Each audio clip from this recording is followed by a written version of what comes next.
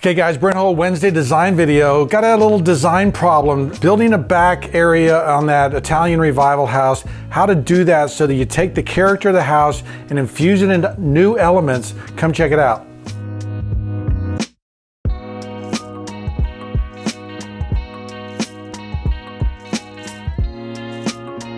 Okay, so this is the design exercise on our Italian revival house, and the landscape architect came up with an idea for a back area behind the pool, which is a great idea. We really need it. It's really important, and basically the pool goes back, and then there's this backdrop. Ends up being something that's really going to draw us down to past the pool into this living area down here.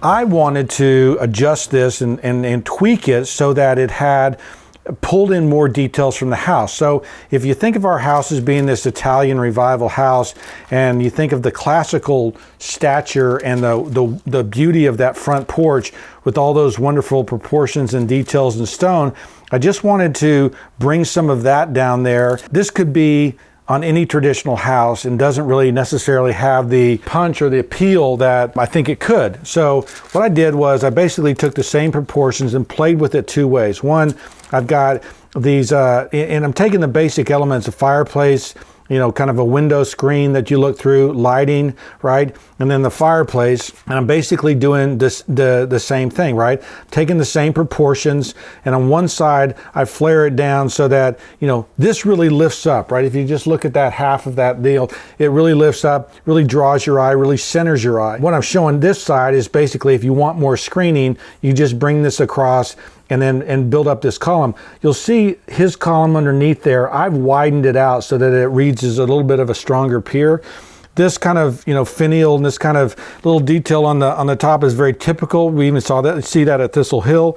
You see that a bunch of historic things where this little way of defining and clarifying an endpoint is done almost like an exclamation point of framing this thing. And then I've played with this kind of Palladian arch where you've got this strong column supporting this pediment, and then inside this arch, that's what frames our fireplace. And I'm showing it one with a gauged brick, right? One with, you know, a surround and a pulvinated frieze and a little cornice there. So both ways, I think, you know, communicate the kind of character of this thing.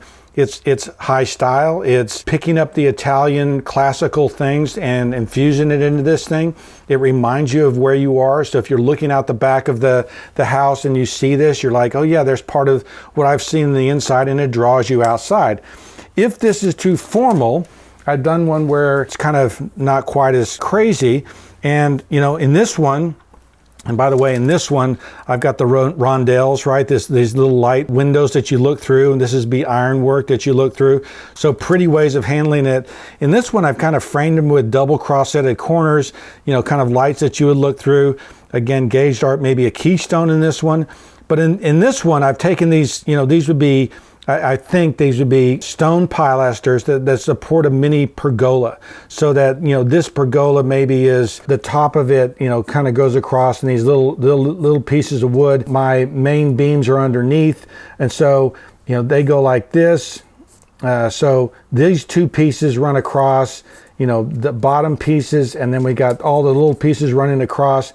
My columns right here. So, you know, this maybe is 3 or 4 feet deep as far as his depth goes, provides a little bit of shading, but it's dressed down, and you could dress this down further by taking out the cross-setted corners. I've got one where the columns are up on pedestals. I've got one where they're dropping down to the ground, right? But same kind of thing. I think this still draws you out there.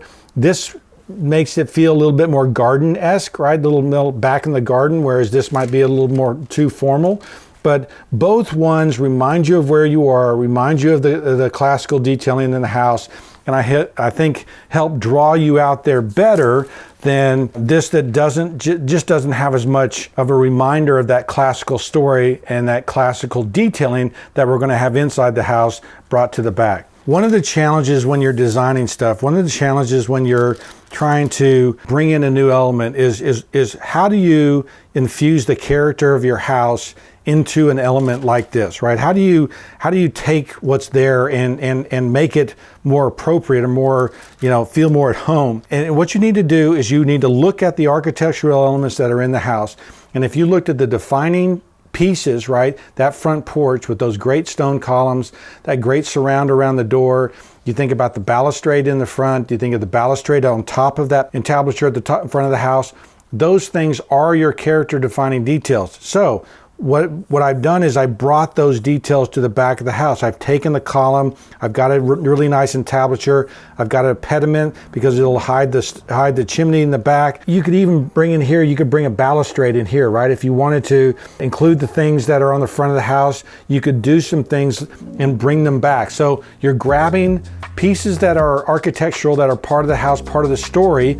And as you know, I love talking about narrative. Those pieces that are character defining in your story are the things you're bringing back. So, in this case, you're also just looking at historic precedent. You're looking at, things that are typical to an Italian, Roman, classical house and infusing those back in there. So all interesting ideas. Let me know which one you like. Okay, guys, which one did you like? The more casual one, the more gardeny one, more formal one?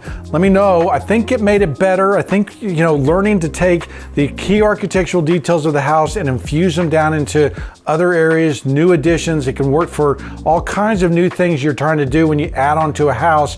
There are character elements to copy and to manage and work with that make it better. Let me know what you guys think. I'm Brent Hull. Thanks for watching.